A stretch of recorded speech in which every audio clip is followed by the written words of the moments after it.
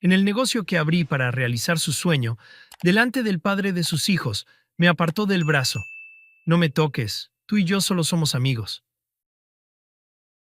Lo primero que ves cuando pasas por la calle Peñas arriba un martes cualquiera por la tarde es el escaparate.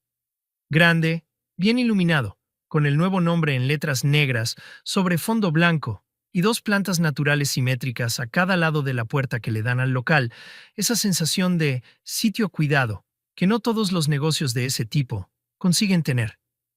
Dentro se mueven personas, hay sillas ocupadas, hay alguien detrás del mostrador atendiendo con esa concentración tranquila de quien sabe lo que hace y no necesita demostrárselo a nadie.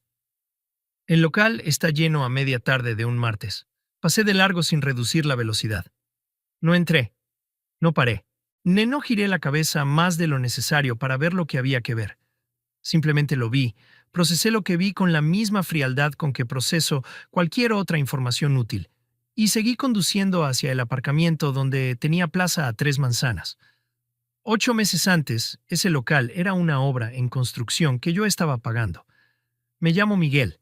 Tengo 43 años y soy abogado en un despacho de Santander especializado en derecho mercantil y laboral. Llevo 15 años ejerciendo, los últimos 8 como socio del despacho, y el trabajo consiste en lo que consiste el trabajo de cualquier abogado que lleva suficiente tiempo en esto. Leer contratos con atención, anticipar consecuencias que otros no ven y gestionar situaciones complicadas con la cabeza fría, porque la cabeza caliente en este trabajo no le sirve a nadie. Es una habilidad que se desarrolla con los años y que eventualmente deja de ser solo profesional. Se instala en la manera en que procesas todo lo demás. Eso, a veces, es una ventaja. Conocí a Alicia hace 3 años en una cena de amigos comunes, de esas que uno va sin expectativas particulares y de las que a veces sale con algo que no estaba buscando.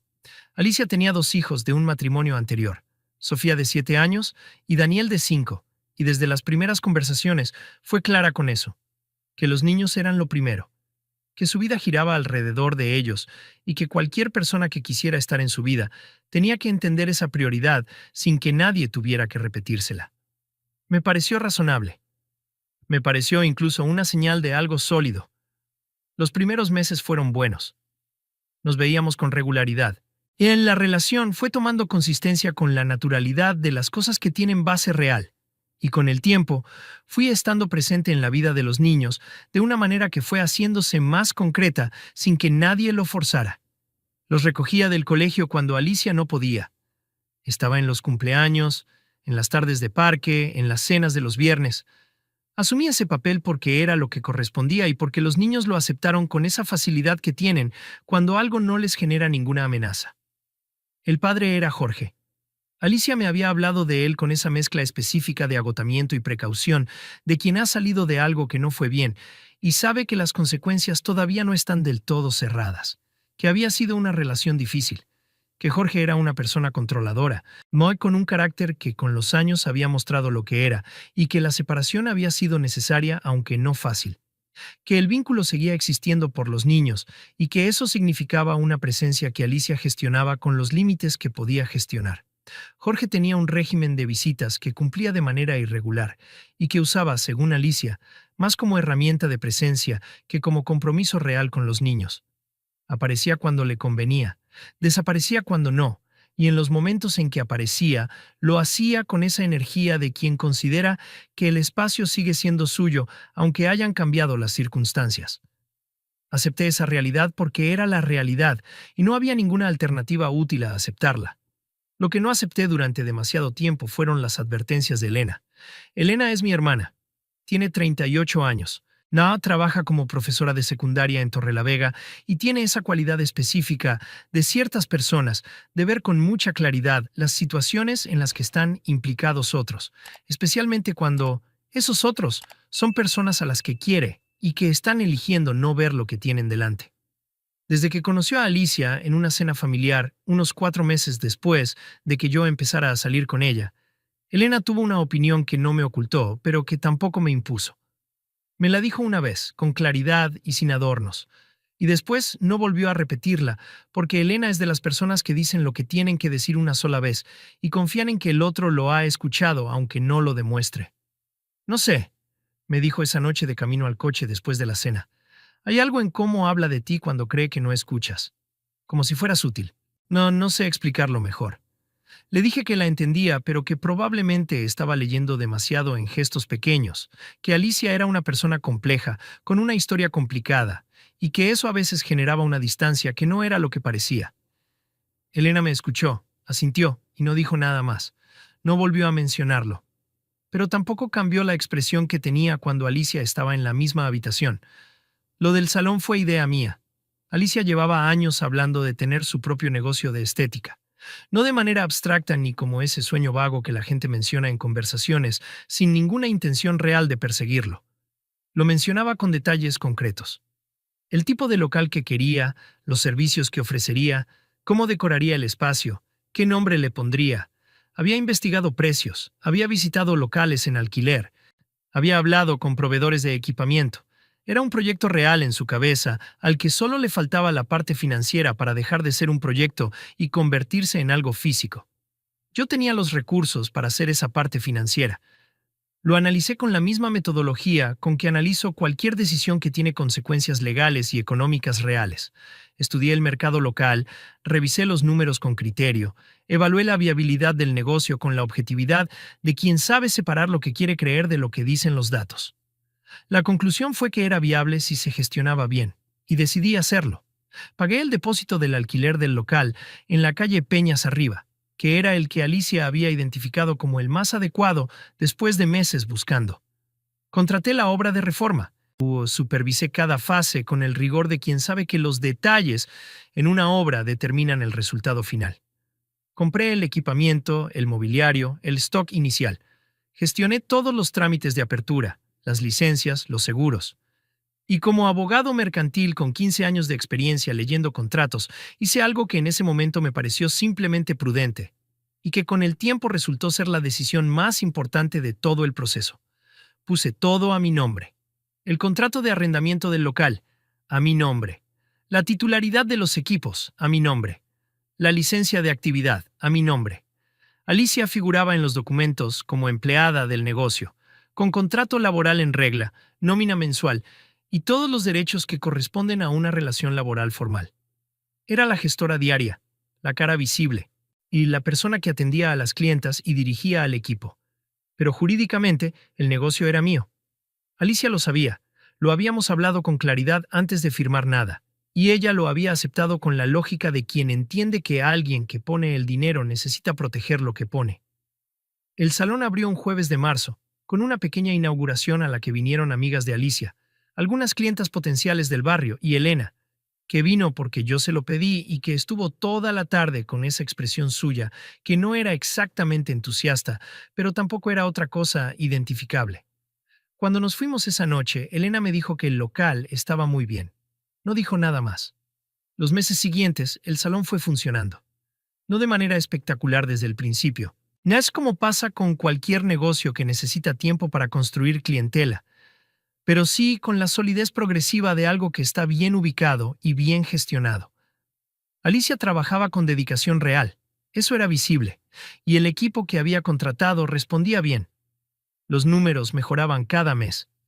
Yo aparecía por el salón con una frecuencia razonable. No todos los días porque tenía mi propio trabajo y mi propia agenda, pero sí varias veces por semana. A veces para hablar con Alicia de la gestión, a veces simplemente para estar un rato y tomar un café en la recepción mientras ella terminaba con alguna clienta. Era una presencia natural en un espacio que yo había construido y que seguía siendo, en todos los documentos relevantes, mío. Fue en una de esas tardes ordinarias cuando Jorge apareció. Y yo estaba sentado en la recepción con el teléfono, revisando unos correos del despacho, cuando escuché la puerta abrirse con esa energía específica de quien entra a un sitio como si ya supiera que es bienvenido. Levanté los ojos. Jorge era un hombre de unos 40 años, 1,80 m, con esa manera de ocupar el espacio de quien está acostumbrado a que los demás lo cedan sin que haya que pedirlo. Miró el local con la expresión de quien evalúa un territorio. Después me miró a mí con la expresión de quien acaba de encontrar algo que no esperaba y está decidiendo en tiempo real cómo posicionarse ante ello. Alicia salió de la sala de tratamientos en ese momento. Vi exactamente el instante en que procesó lo que estaba viendo. Jorge en la puerta, yo en la recepción, los dos en el mismo espacio al mismo tiempo. Nos vi cómo algo en su expresión cambiaba de manera casi imperceptible. Ese milisegundo de recalibración de quien está evaluando una situación y decidiendo cómo manejarla. Se acercó a mí. Me cogió del brazo con una presión que no era un gesto de cariño, sino de dirección, como quien mueve un objeto de un sitio a otro, y me apartó un paso hacia la pared, con la misma naturalidad con que alguien aparta una silla que está en medio del camino. Se giró hacia Jorge con una sonrisa.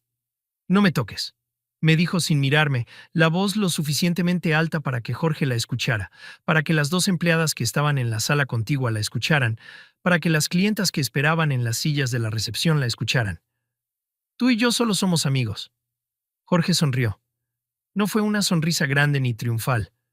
Fue algo más pequeño y más preciso. Y él la sonrisa de quien acaba de recibir una confirmación que buscaba y que vale exactamente lo que vale. Me quedé quieto un momento. Miré a Alicia. Miró la pared. Miré a Jorge. Miraba el local con esa evaluación tranquila de antes. Miré a las empleadas, que de repente estaban muy concentradas en lo que tenían entre manos. Miré la recepción, el mostrador, el escaparate con las letras del nombre del salón visibles desde dentro. Me levanté despacio. Cogí la chaqueta del respaldo de la silla, la ajusté, recogí el teléfono de la mesita y salí por la puerta sin decir nada a nadie. La puerta se cerró detrás de mí, con ese sonido suave de las puertas bien instaladas. En el coche, antes de arrancar, saqué el teléfono y busqué el número de Elena. Atendió al segundo tono. «Tenías razón», dije. Hubo un silencio breve. «Lo sé», dijo Elena. «Ay, ¿qué vas a hacer?» Me quedé 3 segundos mirando el parabrisas. «Dame unos días». Colgué, arranqué y salí a la calle. Tardé 3 días en responder la pregunta de Elena. Pero cuando lo hice, lo primero que hice fue ir a una papelería, comprar una caja de cartón blanco y un lazo rojo y ponerlos encima de la mesa de mi despacho. Tardé 3 días, no porque necesitara tiempo para decidir. Eso estaba decidido en el segundo en que salí por la puerta del salón con la chaqueta bajo el brazo. Lo tardé porque las cosas hechas con prisa tienen bordes irregulares, y los bordes irregulares en documentos legales son el tipo de detalle que le da a la otra parte un argumento que no merece tener. 15 años de derecho laboral te enseñan eso antes que cualquier otra cosa. El primer día revisé el contrato laboral de Alicia con la misma atención con que reviso los contratos de los clientes del despacho que pagan por hora. Lo había redactado yo mismo 8 meses antes, lo que significaba que sabía exactamente dónde estaba cada cláusula y qué decía cada una. Marqué con rotulador amarillo los artículos que le convenía leer. Calculé el preaviso legal al día, las condiciones exactas de la extinción, lo que se le debía por días trabajados y lo que no se le debía por nada. Redacté la carta de extinción en el tono neutro y técnico que corresponde a ese tipo de documento. Fecha, membrete, fundamentos jurídicos en el párrafo segundo, firma al pie. Era un documento impecable. Era el tipo de documento que un inspector de trabajo leería y no encontraría ningún problema en ninguna línea. Eso era importante. No por Alicia, sino porque yo no iba a cometer el error de darle a ella o a cualquier persona que la asesorara la más mínima superficie sobre la que apoyar una reclamación. El negocio era mío. El contrato era mío. La decisión era mía.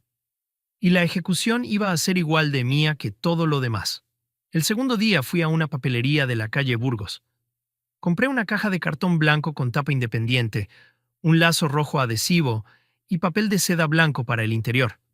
El dependiente me preguntó si era para un regalo. Le dije que sí, que para una empleada. El tercer día lo metí todo dentro con cuidado. Coloqué el lazo en el centro exacto de la tapa y dejé la caja sobre la mesa de mi despacho mientras terminaba otros 3 expedientes que tenía pendientes. Porque el asunto de Alicia era, al final, un expediente más. Uno con resolución clara, y con documentación en regla y ninguna complicación legal previsible. Cuando terminé los 3 expedientes llamé a Alicia. Atendió al tercer tono. Tenía esa voz que pone cuando está en el salón y quiere parecer accesible aunque esté en medio de algo. Le dije que había estado pensando, que quería hablar, que tenía algo para ella y que pasaría por el salón al día siguiente. Le dije que a mediodía, que a la hora de más clientas, porque quería que lo viera en el sitio que había construido con tanto esfuerzo. Ese detalle le gustó. Lo noté en el tono. Claro, dijo. Colgué y fui a cenar. Llegué al salón a las 12:15 con la caja bajo el brazo. La hora estaba elegida con criterio. Los martes a mediodía, el salón tenía su pico de actividad de la semana. Es algo que yo sabía porque había pagado los primeros 6 meses de actividad y había revisado los registros de caja con suficiente regularidad como para conocer los ritmos del negocio mejor que cualquier persona que solo trabajara en él.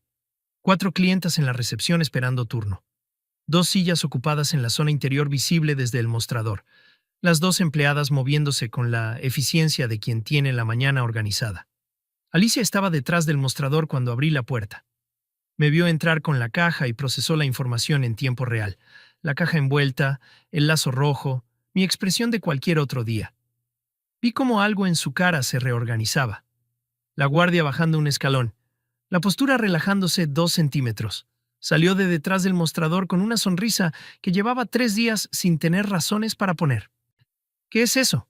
Una sorpresa, dije. Le tendí la caja con las 2 manos.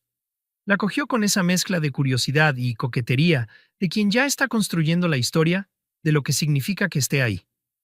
La sorpresa del hombre que no se rinde. El gesto de quien ha reflexionado y ha decidido que lo que tienen vale más que el orgullo. Ese tipo de narrativa. Las clientas de la recepción miraban. Las empleadas miraban. Era exactamente el público que yo quería, porque era el mismo público que había estado presente 3 días antes cuando Alicia me apartó del brazo y dijo que solo éramos amigos. Me pareció justo que la resolución tuviera el mismo aforo que el planteamiento. ¿Lo abro aquí?, preguntó Alicia. Por favor, dije. Alicia dejó la caja sobre el mostrador, despegó el lazo rojo con cuidado. Dan de esas personas que no rompen el papel porque piensan que lo van a reutilizar. Levantó la tapa. Separó el papel de seda. Sacó los documentos doblados en 3. Vi el momento exacto en que su cara cambió. No fue de golpe. Fue por fases, que es como pasan estas cosas cuando la cabeza tarda un segundo más que los ojos en procesar la información. Primero la expresión de quien está mirando algo que no encaja con lo que esperaba. Luego la de quien empieza a leer y reconoce el formato de un documento legal. Luego la de quien ha leído suficiente para entender de qué documento se trata. Luego, la última, la de quien ha entendido todo y está calculando cuántas personas en esa recepción han visto lo suficiente para saber lo que está pasando. Todas. Era la respuesta. Todas habían visto suficiente. Miguel, esto es... empezó. Es tu contrato laboral, dije. Con los artículos relevantes marcados para facilitar la lectura. Está todo bastante claro, pero si tienes dudas sobre algún punto, puedo explicártelo, que es mi área. La carta que hay debajo es la comunicación formal de extinción. El preaviso está calculado conforme al Estatuto de los Trabajadores, lo encontrarás especificado en el segundo párrafo. Todo en regla. Alicia me miró. Luego miró los papeles. Luego me miró otra vez con esa expresión de quien está esperando que alguien diga que es una broma. Nadie dijo nada. Hay una nota también, añadí. Al fondo de la caja, debajo de los documentos. Papel de seda. No sé si quería buscarla. Pero la buscó, que al final es lo único que importa. La encontró. Nota pequeña, escrita a mano, letra clara. Como tú misma dijiste, solo somos amigos. Y los amigos, Alicia, no trabajan en mi negocio. El silencio en la recepción tenía una textura específica. El tipo de silencio que se produce cuando hay varias personas en un espacio y ninguna de ellas está fingiendo, ya que está mirando hacia otro lado. Alicia tenía la nota en la mano y la expresión de alguien a quien acaba de caérsele algo que no puede recoger. Miró a las empleadas. Las empleadas miraban el suelo con esa concentración repentina que la gente desarrolla cuando no sabe dónde poner los ojos. Miró a las clientas. Las clientas no desarrollaron esa concentración. Las clientas miraban directamente porque eran clientas y no tenían ninguna razón profesional para disimular. Miró el mostrador del salón que yo había pagado, en el local cuyo contrato de arrendamiento tenía mi nombre en la línea del titular. Míos con el equipamiento, cuyos justificantes de compra estaban archivados en una carpeta, en mi despacho ordenados por fecha y concepto. El preaviso corre desde hoy, dije. Me giré y salí. La puerta se cerró con ese sonido suave de las puertas bien instaladas. El técnico que la había montado era bueno en su trabajo.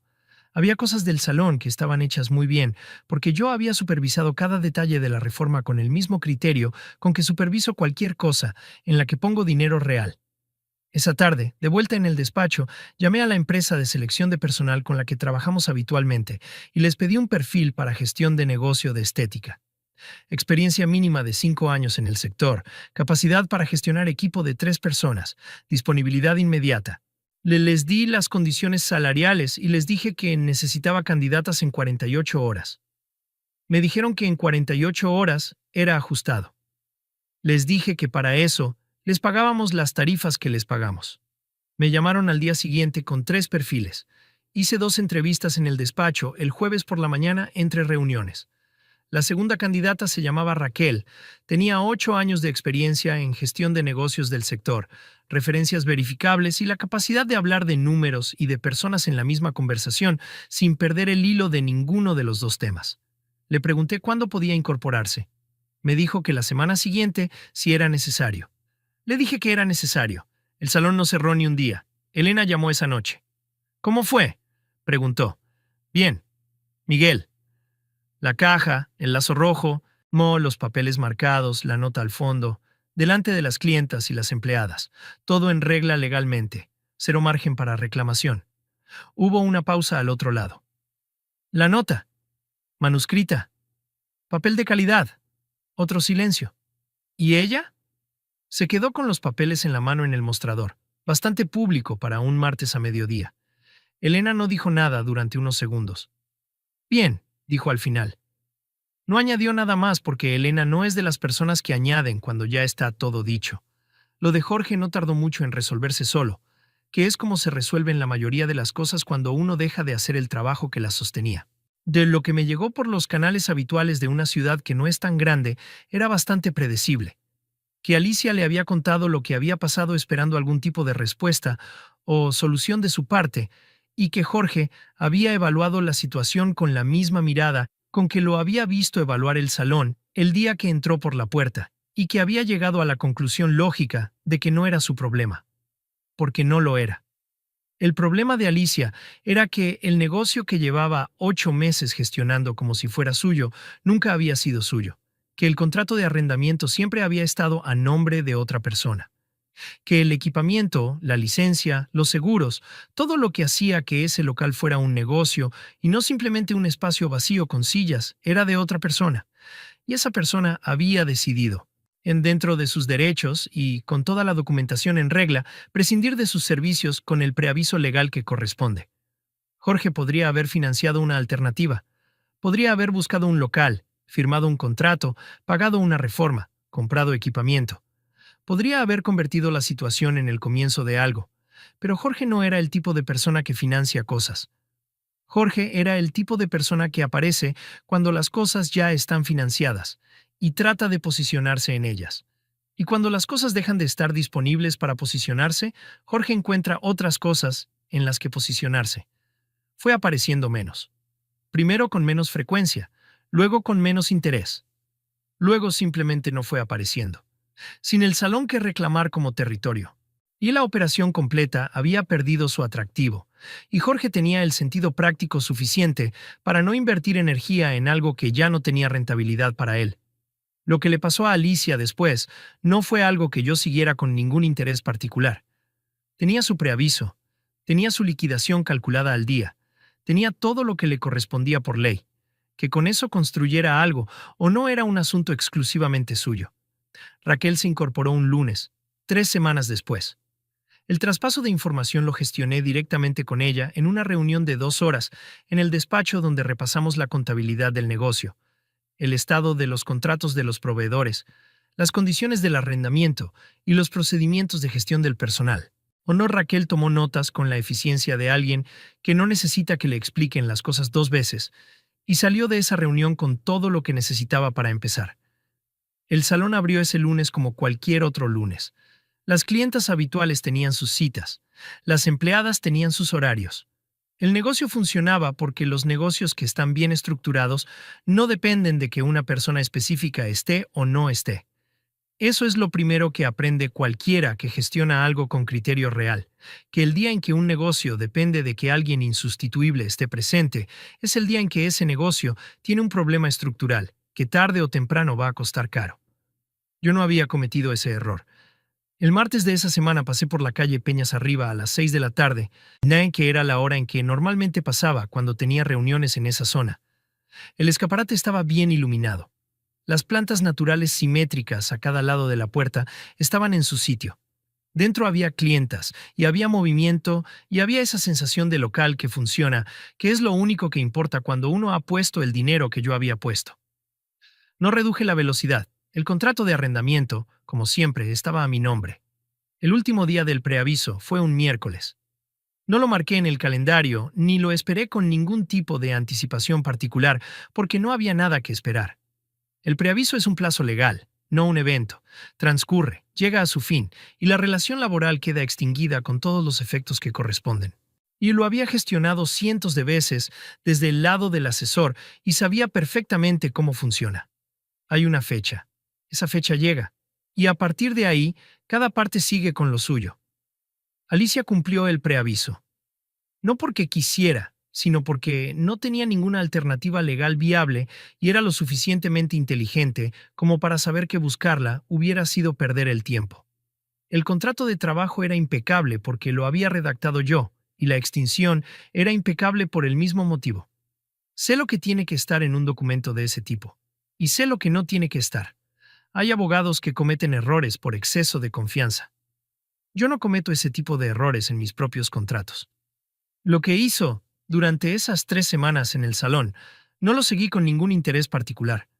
Raquel se incorporó en la segunda semana del preaviso, que era lo que correspondía para que el traspaso de información fuera ordenado y el negocio no perdiera ni un día de operatividad por falta de gestión. Las dos empleadas estuvieron presentes en esa transición y la gestionaron con la profesionalidad de personas que tienen contratos propios que cuidar y que entienden que los cambios en la dirección de un negocio son parte del funcionamiento normal de cualquier empresa.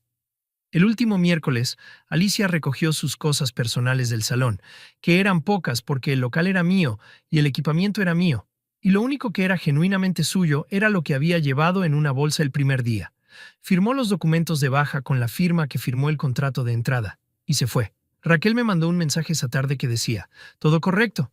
Mañana abrimos con normalidad». Le respondí, «Perfecto». Lo que pasó con Alicia en las semanas siguientes, lo sé por el canal por el que se saben estas cosas en una ciudad que tiene el tamaño que tiene Santander.